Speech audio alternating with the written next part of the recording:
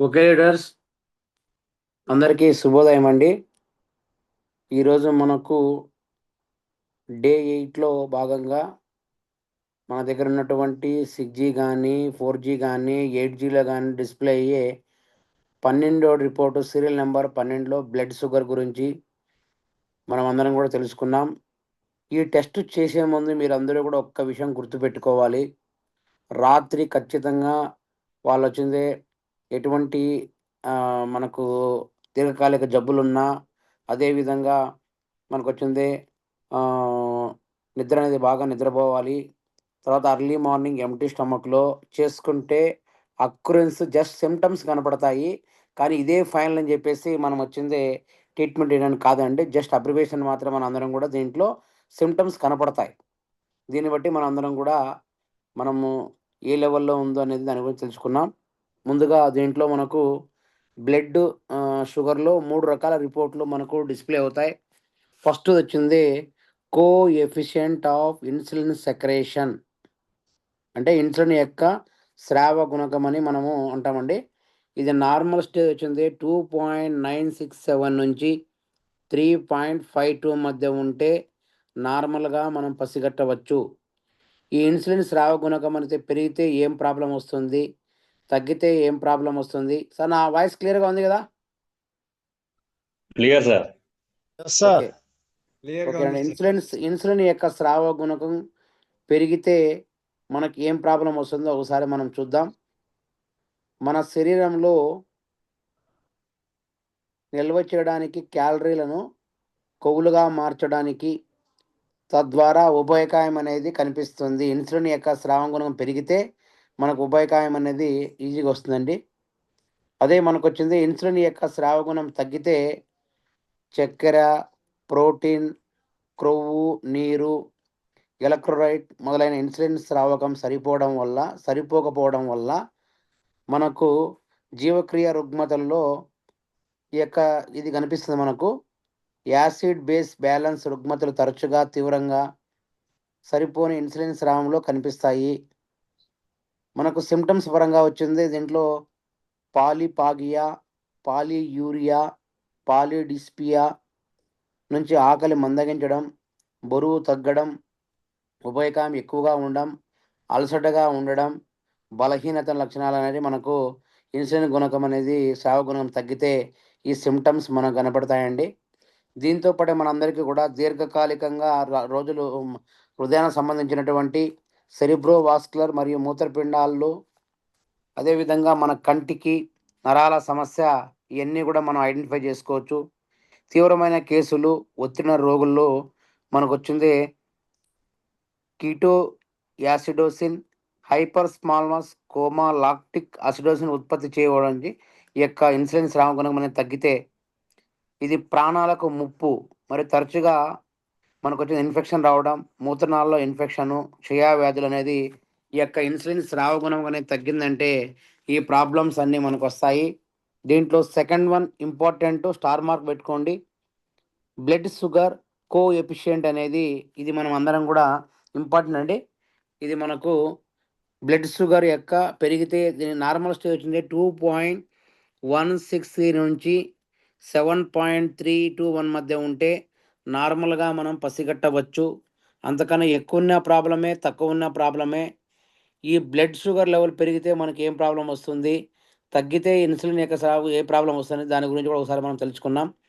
ఇప్పుడు blood sugar level అనేది పెరిగితే మనకొచ్చింది భోజనం తర్వాత 1-2 గంటలు మరి భావోద్వేగ ఒత్తిడి సమయంలో గ్లూకోజు లేదా అడ్రినల్ తయారీ ఇన్ఫెక్షన్ ద్వారా శారీరక పెరుగుదల కనిపిస్తుంది.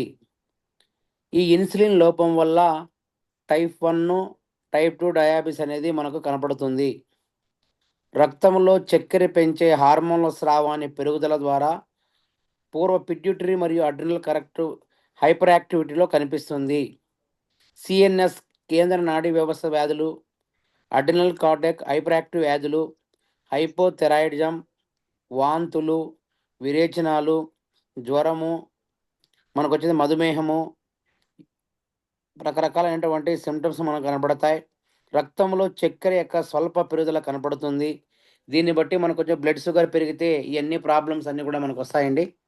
అదేవిధంగా తగ్గితే మనకి ఏమొస్తాయో ఒకసారి మనం అందరం కూడా తెలుసుకుందాం. అంత మనకు నార్మల్‌గా ఉండాలి. పెరగకూడదు, తగ్గకూడదు. ఈ యొక్క బ్లడ్ షుగర్ కోఎఫిషియంట్ గుణకం అనేది పెరిగితే అంత పెరగకూడదు, తగ్గను నార్మల్ రేంజ్‌లో ఉండాలి మనకందరికి కూడా. ఇప్పుడు మనకు తగ్గితే ఏమొస్తుందంటే శారీరక అలసట వస్తుంది, ఆకలి మందగిస్తుంది, అధిక ఇన్సులిన్ స్రావం వల్ల క్రియాత్మక ఇన్సులిన్, అధిక రుగ్మతలు మరియు అధిక ఇన్ఫెక్షన్‌లు కనిపిస్తుంది. అదేవిధంగా మనకొచ్చింది నోటి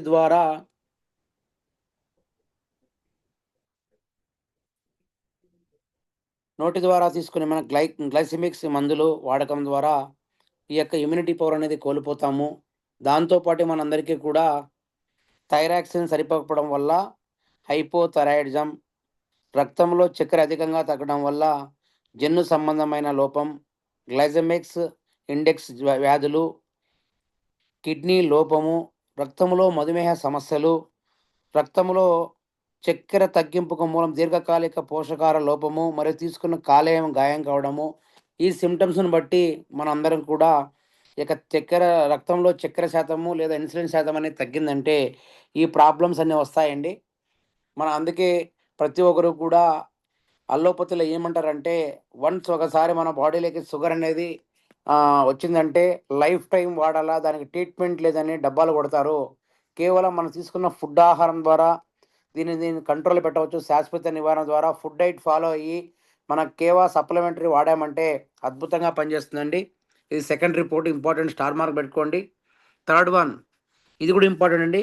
యూరిన్ షుగర్ కోఎఫిషియంట్ ఇక నార్మల్ రేంజ్ వచ్చింది 2.204 నుంచి 2.819 మధ్య ఉంటే మూత్రం చక్కెర యొక్క గుణకం అనేది నార్మల్‌గా ఉన్నట్టు మనం పసిగట్టవచ్చు.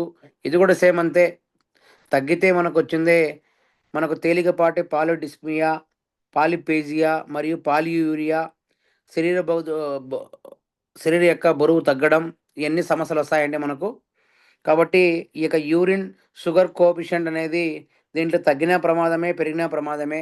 అదేవిధంగా మనకు యూరిన్‌లో మూత్ర చక్కెర గుణకం పెరిగితే శారీరక గ్లూకోసూరియా, గర్భధారణలో ఒకసారి ఎక్కువ మొత్తంలో కార్బోహైడ్రేట్‌లు ఆహారం తీసుకోవడం, మహిళలు మరియు చనుబాలిత్వం, మూత్రపిండాల్లో గ్లూకోసూరియా, మూత్రపిండాల్లో గ్లూకోజు థ్రెషోల్డ్ ఆరోగ్యకరమైన వ్యక్తి కంటే తక్కువగా ఉంటుంది. మూత్రపిండపు గొట్టపు గ్లూకోజు పునఃశోషణ పనితీరు తగ్గుతుంది. పాథలాజికల్ గ్లూకోసూరియా, డయాబెటిక్ మరియు హైపోథైరాయిడిజం అనే సమస్యలు మనకొస్తాయి. ఊపిరితిత్తులు, వేడి మరియు మధుమేహం, రక్తస్రావాలు సంకోచ వ్యాకోచాలు తగ్గిపోతాయి. మన బాడీలో ఎవరైతే sugar patient urine sugar level ఎక్కువ ఉంటుందో వాళ్ళందరూ కూడా విపరీతమైన వేడి మనకు మనకు అస్తమానం చలిలాగా రక్తం విపరీతమైన చలి వేస్తుంది. అదేవిధంగా టెంపరేచర్ ఎక్కువగా ఉంటుంది కొన్ని సందర్భంలో కొందరికి చలి కూడా ఉంటుంది. దీన్ని బట్టి మూత్రంలో చక్కెర గుణకం పెరిగిందని మనం ఐడెంటిఫై చేసుకోవచ్చు. అదేవిధంగా మనం వాడుతున్నటువంటి కంటిన్యూగా దీన్ని వాడామంటే అల్లోపతిలో వాడినప్పుడు ఆటోమేటిక్‌గా కిడ్నీ మీద ఎఫెక్ట్ పెడుతుంది. ఆ ఎఫెక్ట్ పెడితే ఆటోమేటిక్‌గా కిడ్నీ ఇన్ఫెక్షన్ గురి కావాల్సొస్తుంది. కాబట్టి ఎక్కువ వాడినా ప్రమాదమే, తక్కువ వాడినా ప్రమాదమే. ఇది కూడా చాలా ఇంపార్టెంట్ యూరిన్ షుగర్ బ్లడ్ అనేది. ఇయన్నీ కూడా ఈ 3 సింప్టమ్స్‌తో పాటు మన దగ్గర ఈ ప్రాబ్లమ్ ఎవరన్నా గానీ second one blood sugar coefficient కానీ పెరిగినా, తగ్గినా యూరిన్ షుగర్ కోఎఫిషియంట్ పెరిగినా, తరిగినా మన దగ్గర ఉన్నటువంటి Keva food supplementary anti sugar tablet వచ్చింది. దాన్ని యాంటీ డయాబా అంటారు. ఆ టాబ్లెట్ వాడాలి. షుగర్ కంట్రోల్ జ్యూస్ వాడితే అద్భుతంగా రిజల్ట్ వస్తుంది. దాంతో పాటు milk thistle drops, triple stem cell drops గానీ, పౌడర్ గానీ వాళ్ళ చాయిస్‌ని బట్టి రెండిట్లో ఏదైనా వాడిచ్చి 1 ఇయర్ వాడగలిగామంటే ఇయన్నీ కూడా నార్మల్ స్టేజ్‌కొస్తాయి. దీంతో పాటు ప్రామాణికంగా వాకింగ్ చేయాలి. ఫుడ్ డైట్ ఫాలో కావాలి. ఆ విధంగా మనం చేసుకున్నామంటే ఖచ్చితంగా ఈ యొక్క బ్లడ్ షుగర్ అనే ప్రాబ్లమ్ నుంచి మనం కాపాడినోళ్ళమవుతామండి. ఇది మామూలుగా మనకొచ్చింది బ్లడ్ యూరిన్ సంబంధించినటువంటి రిపోర్ట్ గురించి. అది 12వ రిపోర్టు మనకు సీరియల్ నంబర్‌లో ఇదండి. దీనికి సంబంధించి మీకు డౌట్స్ అన్నీ కూడా లాస్ట్‌లో టైమ్ ఇస్తాను. ఎందుకంటే సమయం తక్కువ ఉంది కాబట్టి 3 టాపిక్‌లు కవర్ చేసుకున్నాక మళ్ళీ లాస్ట్‌లో మనం 10 నిమిషాలు ఎక్స్‌టెండ్ చేసుకున్నాం టైము. నెక్స్ట్ రిపోర్ట్ అండి. బేసిక్ ఫిజికల్ క్వాలిటీ 13వ రిపోర్ట్ మనము దీంట్లో 1, 2, 3, 4, 5 5 రిపోర్ట్లు ఉన్నాయండి దీంట్లో మనకు. ఈ 5 రిపోర్ట్ల ద్వారా మనకొచ్చింది ప్రాథమిక భౌతిక నాణ్యతను. ఫస్ట్ రిపోర్ట్ వచ్చింది రెస్పాన్సిబుల్ ఎబిలిటీ. దీంట్లో ప్రతిస్పందన సామర్థ్యం అంటారండి తెలుగులో దీనికి. ఈ యొక్క నార్మల్ రేంజ్ వచ్చింది 59.786 నుంచి 65.42 మధ్య ఉంటే ఈ యొక్క ప్రతిస్పందన సామర్థ్యం అనేది నార్మల్గా ఉన్నట్టు మనము పసిగట్టవచ్చు. రెస్పాన్సిబిలిటీ ఎబిలిటీ అంటే ఏదన్నా విషయం మనం చెప్పినప్పుడు మనం ఖచ్చితంగా రియాక్ట్ కావడాన్ని, ప్రతిస్పందన సామర్థ్యాన్ని, ఈ రెస్పాన్సిబిలిటీ ఇంపార్టెంట్, చాలా చాలా ఇంపార్టెంట్. స్టార్ మార్క్లో పెట్టుకోండి, చాలా మ్యాండేటరీ కూడా ఇది. ఇది చాలా ఇంపార్టెంట్. ఏదైనా విషయం వచ్చినప్పుడు మనం రెస్పాన్సిబిలిటీ ఏ విధంగా తీసుకుంటున్నాం, రెస్పాన్సిబిలిటీ ఏ విధంగా మనము అబిలిటీ ఏ విధంగా ఉంది, ఏ విధంగా పని చేస్తుందని ఈ ఇది మనకు మెయిన్గా వచ్చింది అడ్రినల్ పనితీరును, సంపీడన సంభావిత మరియు సంకల్ప శక్తి సామర్థ్యాలను చూపిస్తుంది. ఇది అడ్రినల్ గ్రంథి స్రావం చాలా తక్కువగా ఉంటుంది. సెంటిమెంట్ ద్వారా నిరుత్సాహపరచడం ఉన్నట్లయితే ప్రతిస్పందన నెమ్మదిగా ఉంటుందని చూపించవచ్చు. ఇది మనకు ఏదన్నా ఒక విషయం చెప్పినప్పుడు మనం అస్తమానం అంటూనే ఉంటాం, రెస్పాండ్ కాండి అని. ఏదైనా విషయం చెప్పినప్పుడు మనకు వచ్చింది ఎంత బాగా మన మైండ్లోకి ఎక్కిందో ఆటోమేటిక్గా విషయాన్ని మనం రెస్పాండ్ అయ్యే ఎబిలిటీ చాలా ఇంపార్టెంటు. దాన్ని బట్టి మనం అందరం కూడా కొన్ని అడ్రినల్ కింద పనితీరు సామర్థ్యం అనేది మనం పసిగట్టి మనం ఏ విధంగా అయితే సెంటిమెంట్ లాగా మనము నిరుత్సాహపడకుండా మనం రెస్పాండ్ అవుతున్నామో దాని గురించి తెలియజేస్తుందండి. ఇది చాలా చాలా ఇంపార్టెంట్ కూడా మనకు. దీన్ని నోట్ చేసుకోండి, స్టార్ మార్క్ పెట్టుకోండి. Second one mental power. ఇది కూడా చాలా ఇంపార్టెంట్ అండి. నార్మల్ రేంజ్ 58.715 నుంచి 63.215. ఈ యొక్క మనకు మెంటల్ పవర్ అనేది మానసిక శక్తి. ఇది చాలా ఇంపార్టెంట్. మెదడు పనితీరు తేజము సాధారణంగా ఉన్నదా లేదని తెలియజేస్తుంది. అసాధారణ బలహీనమైన మెదడు పనితీరు, నిరాశ, ఆలోచన మరియు జ్ఞాపశక్తి క్షీణత మొదలైన వాటి చూపుతుంది. ఈ మెంటల్ పవర్ చాలా చాలా ఇంపార్టెంట్. ఏదన్నా విషయం చెప్పినప్పుడు మనకు వచ్చేది మైండ్ షార్ప్గా ఉండి మనకి ఏ విధంగా అయితే మనం రియాక్ట్ అవుతామో మానసిక స్థితి ఏ విధంగా ఉందో తెలియజేస్తుంది. ఇది చాలా ఇంపార్టెంటు. మానసిక స్థితి అనేది ఎవరు కూడా కానీ నార్మల్గా అందరికీ మ్యాక్సిమం ఎవరైతే రకరకాల ఒత్తిడికి లోను గురి కాకుండా ఎవరైతే మానసికంగా వచ్చింది అన్నీ మనకు ఇనే ఓపిక ఉండి స్టెబిలిటీ చేసుకున్న ప్రతి ఒక్కరికి కూడా ఈ మెంటల్ పవర్ అనేది నార్మల్గా ఉంటుంది. మెంటల్ పవర్ తక్కువ ఉన్నప్పుడు ప్రాబ్లమే, ఎక్కువ ఉన్న ప్రాబ్లమే. అదేవిధంగా దీనికి ఆటోమేటిక్గా మనకు వచ్చింది మన బాడీలో మెదడు యొక్క పనితీరు, నిరాశ, ఆలోచన, జ్ఞాపశక్తి పవర్ కూడా ఎంత బాగా అయితే జ్ఞాపశక్తి పవర్ మనకు ఉంటుందో దాని ద్వారా మనం వచ్చింది ఏదన్నా విషయం చెప్పినప్పుడు టైం పంచువాలిటీ కావచ్చు, విషయాన్ని నేర్చుకునే విషయం కావచ్చు, మనకు చాలా చాలా దోహదపడుతుంది. కాబట్టి ఈ మెంటల్ పవర్ ఏ విధంగా ఉందో అక్యురెన్సీ కూడా తెలుస్తుంది. ఈ మెంటల్ పవర్ అనేది ఎంఆర్ఐ స్కాన్లో కూడా కనపడదు. ఆ విషయం మీరు ఎవరు గుర్తుపెట్టుకోండి. ఇది చాలా చాలా పవర్ఫుల్. మన దగ్గర ఉన్నటువంటి 4G కానీ 6G కానీ 8G కానీ దీని ద్వారా మాత్రమే మెంటల్ పవర్ అనేది చూపిస్తుంది మనకు. మిగతా ఏ రిపోర్ట్లో కూడా ఈ మెంటల్ పవర్ చూపించదు. కాబట్టి మనము ఖచ్చితంగా ఈ విషయాలని తెలుసుకొని ఎవరైతే మనకు వస్తున్నారో పేషెంట్స్ వాళ్ళకి తెలియజేశామంటే వాళ్ళ యొక్క మనకు కొద్దిగా మనం సబ్జెక్ట్ అనేది మనం చెప్పగలిగామంటే ఆటోమేటిక్గా వాళ్ళు కన్విన్స్ అయ్యి మన దగ్గర ఫుడ్ సప్లిమెంటరీ వాడడానికి ఆస్కారం కాబట్టి ప్రతి ఒక్కరు మనం మాట వింటారండి. ఆస్కారం ఉంది కాబట్టి 100% కూడా మనం సబ్జెక్ట్ చెప్పగలిగామంటే వాళ్ళు ఖచ్చితంగా కొంటారు. ఓకేనండి. థర్డ్ ఇది చాలా చాలా ఇంపార్టెంట్. డబుల్ స్టార్ పెట్టుకోండి. Water storage. మన బాడీలో మనం అంటూ ఉంటాం నార్మల్ రేంజ్ 33.967 నుంచి 37.642 మధ్య ఉంటే నీటి యొక్క శాతము మన బాడీలో, ఎందుకంటే వాటర్ అనేది ఎందుకు ఎక్కువ తాగమంటామంటే మన బాడీలో వాటర్ని ఎంత బాగా తాగామంటే అంత బాగా అన్నిటికీ కూడా మన బాడీలో టోటల్ ఉన్న దాంట్లో ఎక్కువ పర్సెంటేజ్ వాటర్ మాత్రమే ఉంటుంది. కాబట్టి మనము కొన్ని సందర్భాల్లో చూస్తూ ఉంటాం, మనం ఉపవాసం ఉన్నా అదేవిధంగా ఏమి తినకపోయినా వాటర్ అనేది కన్జంప్షన్ ఎక్కువగా తీసుకున్నామంటే మైండ్ చురుగ్గా ఉంటుంది. అదేవిధంగా మన బాడీ కూడా యాక్టివ్గా ఉంటుంది. దానికోసమే ఈ యొక్క వాటర్ స్టోరేజ్ అనేది ఖచ్చితంగా ప్రతి ఒక్కరు కూడా హెల్తీగా ఉన్న, ఇమ్యూనిటీ పవర్ బాగున్న ప్రతి ఒక్కరు కూడా నార్మల్ స్టేజ్ ఉండాలి. వాటర్ కన్జంప్షన్ తగ్గకూడదు. దీని ద్వారా ఇది కూడా అండి ఎంఆర్ఐ స్కానింగ్‌లో చూపియదు. మన యొక్క వాటర్ స్టోరేజ్ అనేది దీని ద్వారా కూడా మన బిజినెస్ కొద్దిగా గ్రోత్ చేసుకోవచ్చు.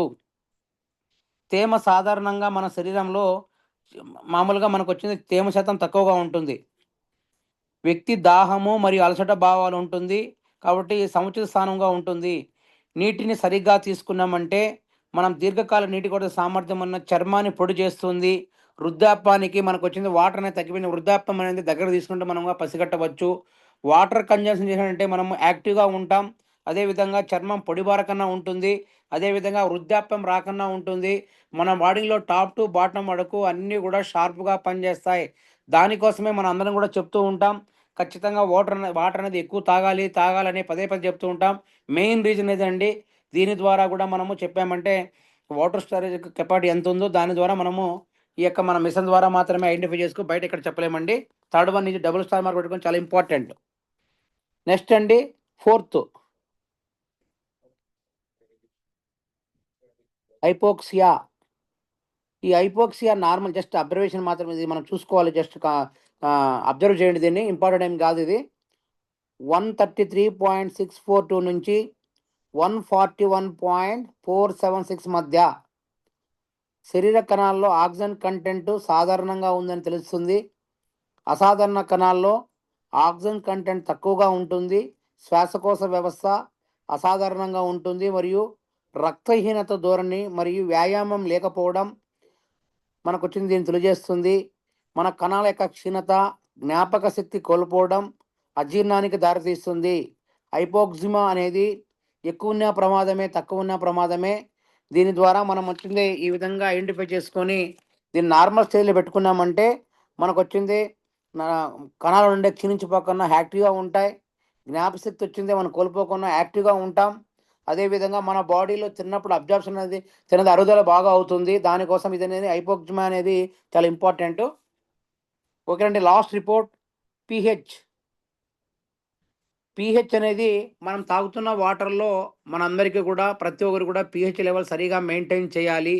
పీహెచ్ లెవెల్ వల్ల చాలా చాలా ప్రాబ్లమ్స్ వస్తాయి. దాన్ని ఎక్కువున్నా ప్రమాదమే, తక్కువున్నా ప్రమాదమే.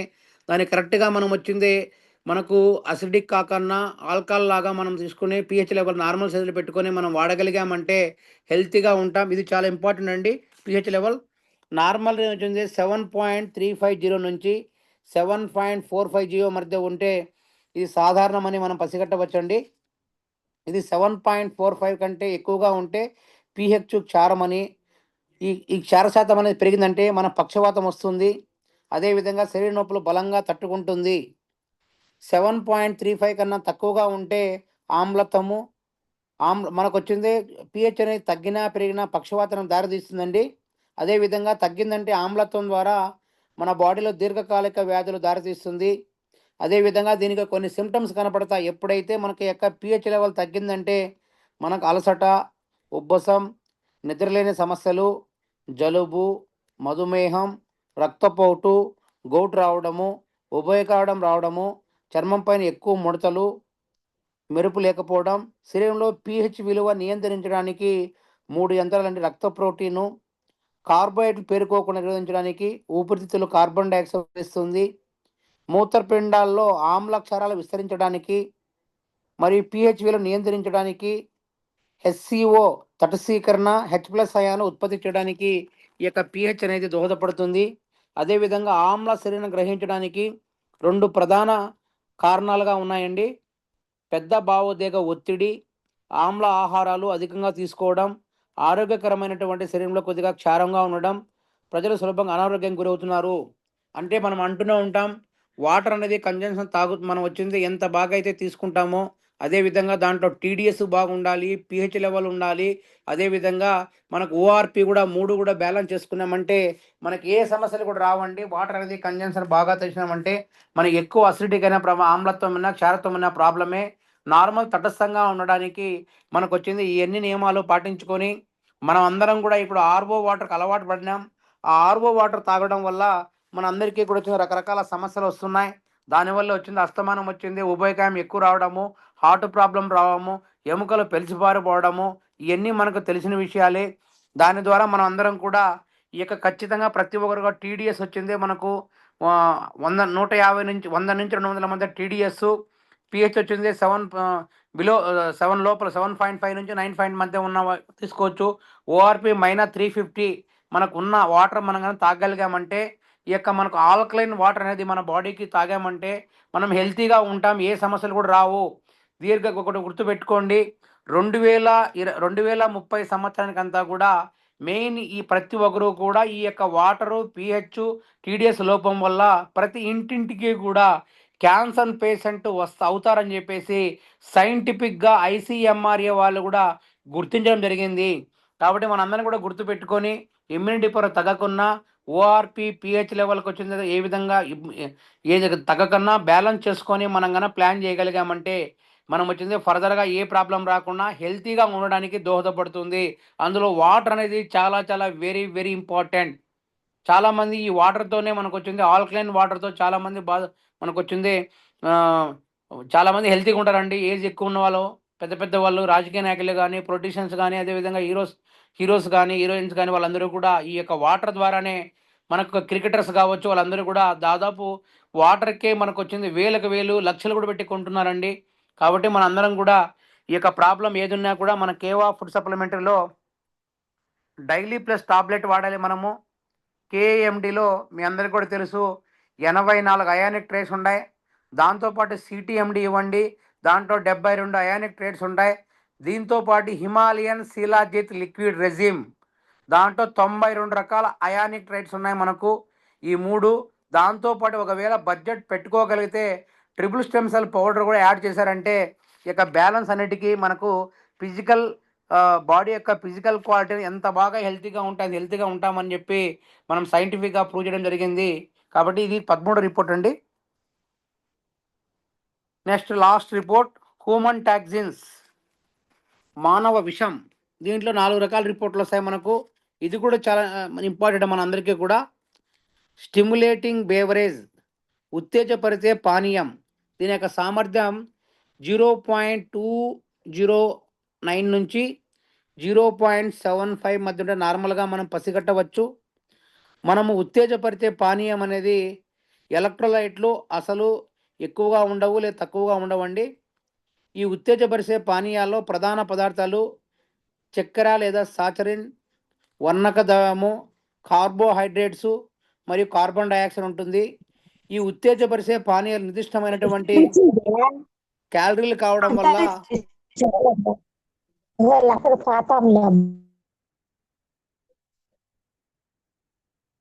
సైలెంట్ మనకు నిర్దిష్టమైన మొత్తంలో క్యాలరీలు కాకుండా దాదాపు తక్కువ పోషకాలను మన బాడీలో ఉత్పత్తి అవుతాయి. మన శరీరంలో అధిక మొత్తంలో సింథటిక్ రుచులు మరియు వర్ణద్రవ్యం తీసుకుంటే అది శరీరానికి హానికరము. కాబట్టి మనము తక్కువగా వాటర్ తాగుతాం కాబట్టి ఈ సమస్యలని మనం ఎదుర్కొంటాం. వాటర్ అనేది ఎక్కువ తాగామంటే మనకి యొక్క బాడీలో ఉన్నటువంటి టాక్సిన్స్ యూరిన్ రూపంలో, మలం రూపంలో బయటికి వెళ్తాయి. కాబట్టి వాటర్ అనేది కన్జంప్షన్ ఎక్కువ తీసుకోవాలి. మనకు రంగు రసం కూడా, పండ్ల రసము, వివిధ రకాల పండ్ల రసం నుండి తయారైనటువంటి మనకు విటమిన్లు, అదేవిధంగా చెక్క లభించిన మనము యొక్క పండ్ల రసాలు ఎక్కువ తాగాలి. మన బాడీలో విటమిన్స్ మరియు అకర్బన లవణాలు పెరగడానికి, సేంద్రియ ఆమ్లాలు శరీరం యొక్క ఆమ్లచార సమతుల్యం నియంత్రించడానికి, జీర్ణరస స్రవాలను ప్రేరేపించడానికి, ఆకలి పెంచడానికి, ప్లీహాన్ని ఉత్తేజపరచడానికి ఉత్తేజపరిచే పానీయాలు అనేది మనం ఎక్కువగా తీసుకోవాలండి. ఇది మనకు జస్ట్ అబ్జర్వేషన్ మాత్రమే. మానవ విషయం అనేది యొక్క ఉత్తేజపరిచే పానీయం గురించి. Second one very very important, electromagnetic radiation. ఇది మన అందరం కూడా చాలామంది రేడియేషన్తో బాధపడుతున్న వాళ్ళు, మనం ఇప్పుడు వాడుతున్నటువంటి ల్యాప్టాప్ కావచ్చు, మొబైల్ కావచ్చు, స్ట్రెస్ కావచ్చు, సిస్టమ్ కావచ్చు, ఎక్కువసేపు కూర్చున్నా కూడా ఇక ఎలక్ట్రోమాగ్నెటిక్ రేడియేషన్ అనేది ఉంటుందండి. మనకు దీంట్లో నార్మల్ 0.046 నుంచి 0.16 మధ్య అనమాట. విద్యుదయస్కాంత వికిరణం, విద్యుత్ మరియు అయస్కాంత క్షేత్రాల్లో పరస్పర మార్పు విద్యుదయస్కాంత తరంగాలు ఉత్తేజపరుస్తుంది.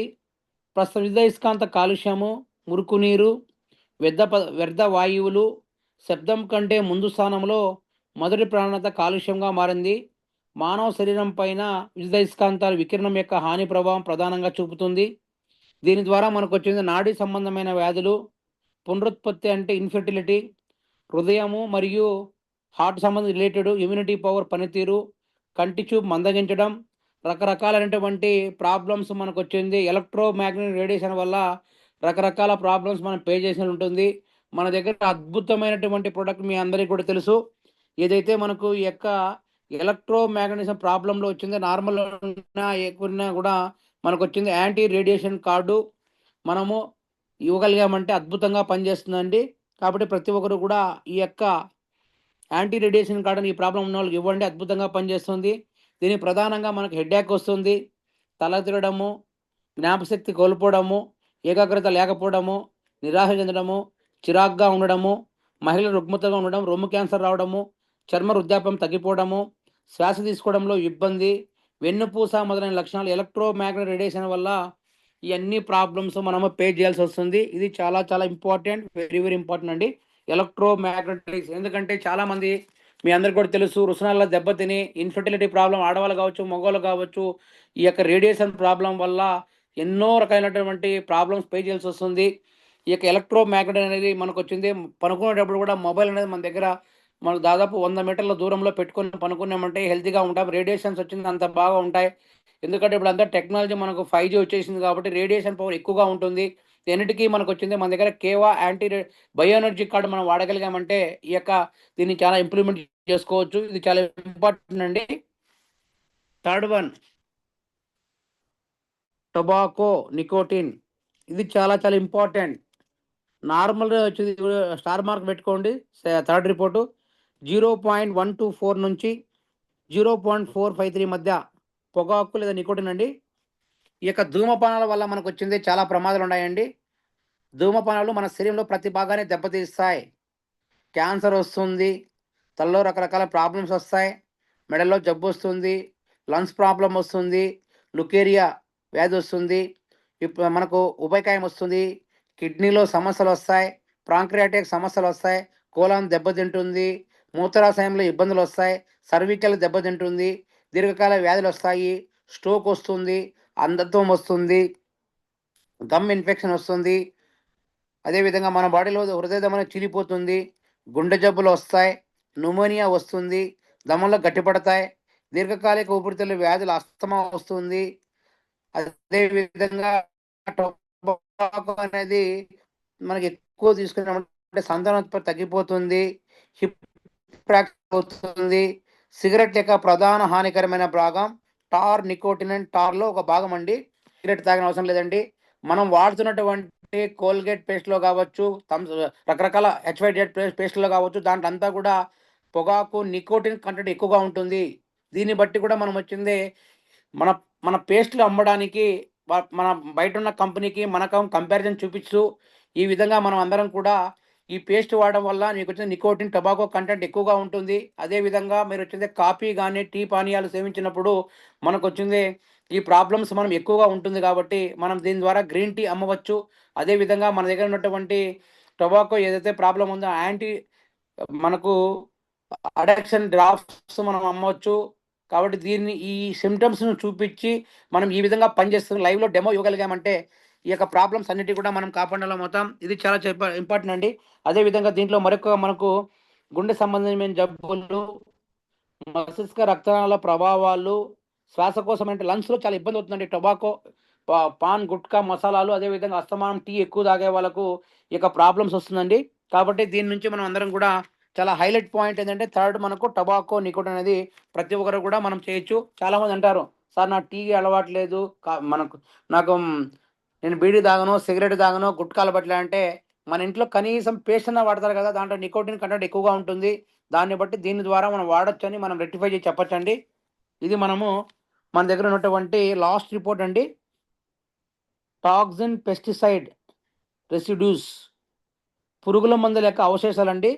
ఇది 0.013 నుంచి 0.313 మధ్య పురుగుల మందులు. ఎందుకంటే మనము పంటలు పండించేటప్పుడు అందరం కూడా పురుగుల మందు మనం వచ్చింది స్ప్రే చేస్తున్నాం.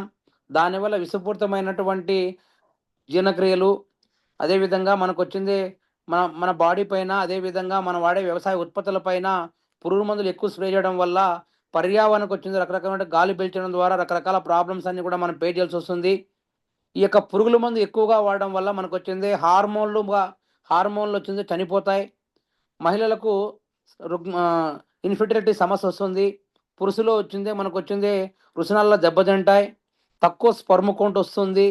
పురుగుల మందు శరీరంలో ప్రవేశించిన తర్వాత ఒక భాగంలో మూత్రపిండాలు మరియు కాలేయం ద్వారా మార్చబడుతుంది. ఒక భాగం రక్తంలో హిమోగ్లోబిన్‌తో కలిసి ఆక్సిజన్ సరఫరా సామర్థ్యాన్ని తగ్గిస్తుంది. క్రొవ్వులో కరిగే పురుగుల మందులో ఒక భాగం శరీరపు పేరుకుపోవడానికి, ఒబెసిటీ ఎక్కువ రావడానికి, ఎందుకంటే మనమందరం కూడా ఆకుకూరలు పండించినప్పుడు అవి క్లీన్‌గా కడుక్కొని మనందరం కూడా తినాల్సిన అవసరం ఎంతైనా ఉంది. అట్లా తినకపోయినామంటే మనకొచ్చింది మన కడుపులోకి ఎళ్ళాలంటే చాలా చాలా ప్రాబ్లమ్స్ ఫేస్ చేయాల్సొస్తుంది కాబట్టి, మనకి ఈ యొక్క టాక్సిన్స్, పెస్టిసైడ్స్ అదే విధంగా వాడినటువంటి ప్రతి ఒక్క పంట కూడా మనకొచ్చింది పెస్టిసైడ్ వాడుతున్నాం. దాని ద్వారా మనకొచ్చింది ఈ యొక్క రీజన్‌ని బట్టి మన ప్రాబ్లమ్స్ వచ్చింది. ఈ యొక్క మన చర్మ వ్యాధులు కావచ్చు, అదే విధంగా మనకు ఊపిరితిత్తుల ప్రాబ్లమ్ కావచ్చు, రకరకాల ప్రాబ్లమ్స్ అన్నీ కూడా మనం ఫేస్ చేయాల్సొస్తుంది కాబట్టి, వీలైనంత త్వరగా మనకొచ్చింది పెస్టిసైడ్ తగ్గించి, కృత్రిమంగా పండించినటువంటి పంట ద్వారా మనం వాడే ఆకుకూరలు కావచ్చు, అదే విధంగా రైస్ కావచ్చు అన్నీ కూడా తినగలిగామంటే హెల్తీగా ఉంటామండి. ఈ ప్రాబ్లమ్ ఏమున్నప్పటికీ మనకొచ్చింది ఈ యొక్క హ్యూమన్ టాక్సిన్ మానవ విష పదార్థాలు ఏమున్నప్పటికీ మన దగ్గర Himalayan shilajit regime food patches ఇవ్వాలి. అడక్షన్ కేర్ టాబ్లెట్ ఇవ్వాలి. దీంతో పాటు మనందరం కూడా డైలీ ప్లస్ టాబ్లెటు, రేడియేషన్ అనేది ఎక్కువగా ఉంటే మనకొచ్చింది యాంటీ బయో ఎనర్జీ కార్డ్ ఇవ్వగలిగామంటే ఈ ప్రాబ్లమ్ అన్నీ కూడా మనం క్లారిఫై అయ్యి వెళ్ళిపోయినమవుతాం. కాబట్టి అందరం కూడా ఈరోజు ఈ 3 టాపిక్‌ల పైన మీకు ఎటువంటి సందేహాలు ఏమైనా ఉంటే నన్నడగండి. మీకు పిన్ టు పిన్ క్లారిఫై ఇస్తానండి. ఓకే అండి. Thank you.